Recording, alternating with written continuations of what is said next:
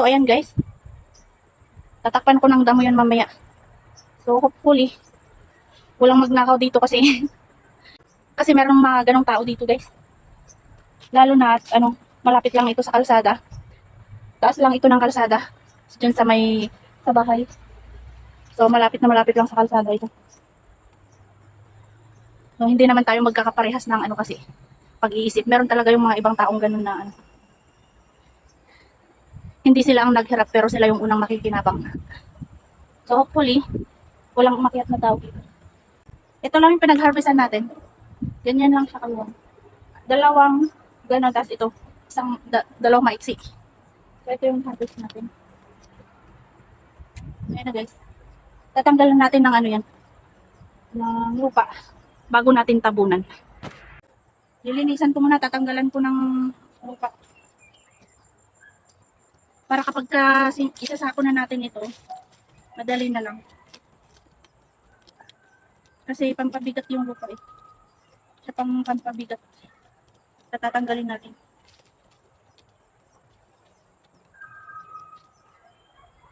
So ito guys yung ating naan. Jumbo size. So tanggalin muna natin ang mga lupa. So tatabunan ko ito mamaya ng dahon. Para hindi mainitan. So ayan guys.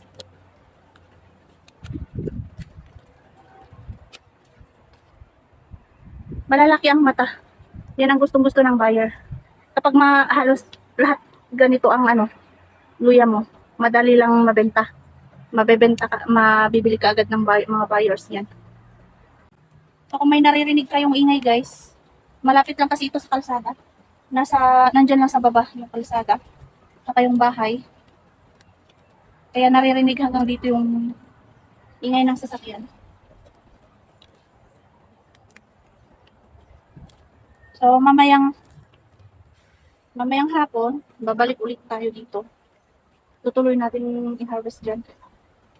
So alas 10 na ako nakaakyat dito kanina guys.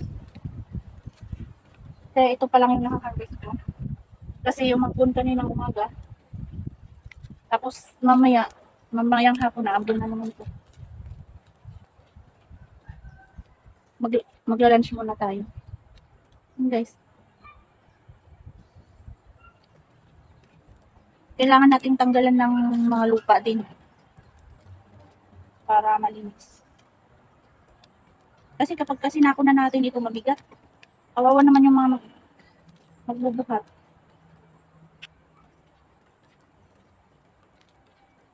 Kaya kailangan natin tanggalan ng lupa.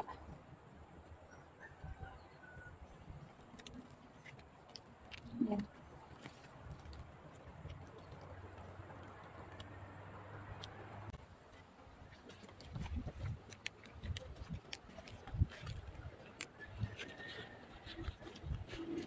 Ito guys ay big size.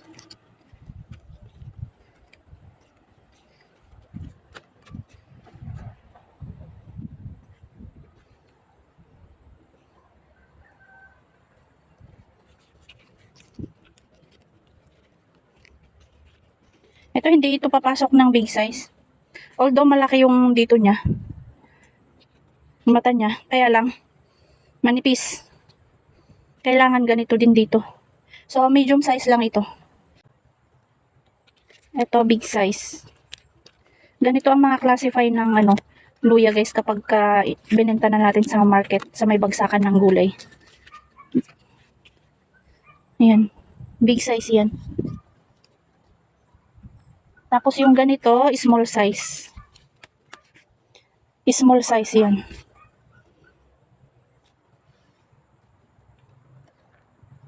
Ito, mga ganito ang small size. Nabali. Yan. Tapos, yung mga ganito guys, MM. Ito yung mga tinatawag na MM. Yung mga halos isang ganito na lang. Yan ang MM.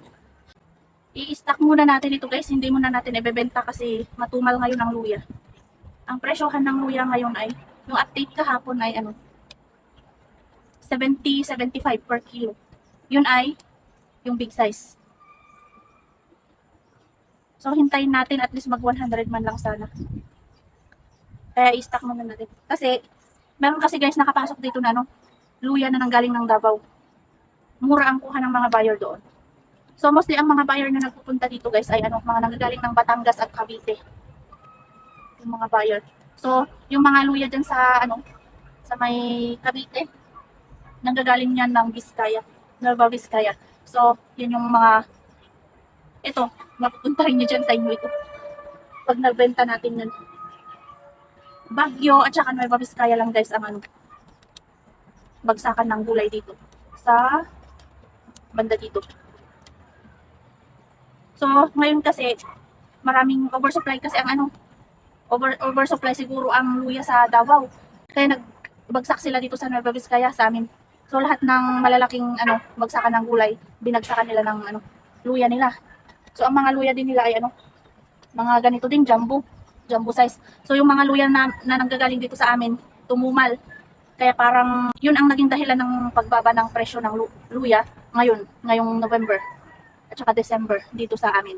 Dahil dun sa luya na nanggaling ng Davao. Pero ngayon, sumisingit ang presyo ng luya. Naging 70. Kasi nung nagkaroon ng luyang Davao, nasa 40 to 50 per kilo ang naging presyo ng Kaya bumagsak siya. Pero ngayon, medyo tumumal na yung luyang Davao. Hindi ko alam kung anong dahilan. Kaya, nagtataas na naman ang presyo ng luya.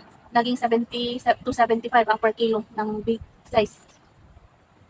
Pero ngayong tumaas naman, biglang binagsakan lahat ng nagtatanim ng luya dito sa amin. Nagsabay-sabay silang nagbenta. Kaya, tumumal na naman ang luya. So, kailangan dapat hindi mag-oversupply ang luya para hindi bumaba ang presyo. Kaya, i-imbak muna natin ito. Saka natin ibebenta kapag nagmahal-mahal. At least nga sana, mag 100 sana per kilo para makabawi naman. Kasi mura pa yung presyo na 50 para sa amin. Kasi kapag halimbawa 50 ang bili nila sa amin, Tapos yung mga buyer na nagagaling ng Batangas, diyan sa Cavite, gano'n. Yung mga nagbabiyahe dito. Bibilhin nila ng 50, tapos pagdating na diyan sa inyo, ibebenta nila dun sa mga nagtitinda diyan sa palengke, sa may mga palengke diyan sa Manila. Siyempre, tutubo na sila kasi halimbawa, ibebenta nila ng 70 to 80 sa inyo per kilo. Tapos nabili nila sa amin ng 50 per kilo. Tapos syempre, yung pagbibentahan nila, yung mga nagbebenta sa palengke, diyan, papatungan na naman nun. So, gagawin na niyang mga 90, sabihin mo ng 10 pesos ang ipapatong nila. 90. Kaya pag binili na ninyo sa mga palengke, mahal na.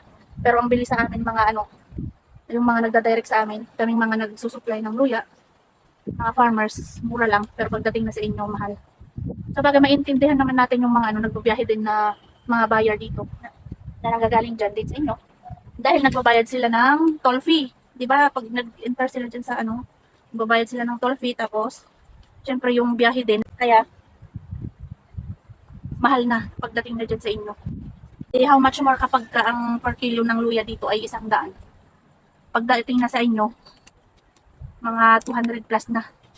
Diba? So, ayan lang muna guys. Tatapusin ko lang na linisan, tapos tatabunan ko ng dahon. Tapos mamaya uwi na rin ako. Mag-lunch muna. Kasi mag-alas 12 na rin.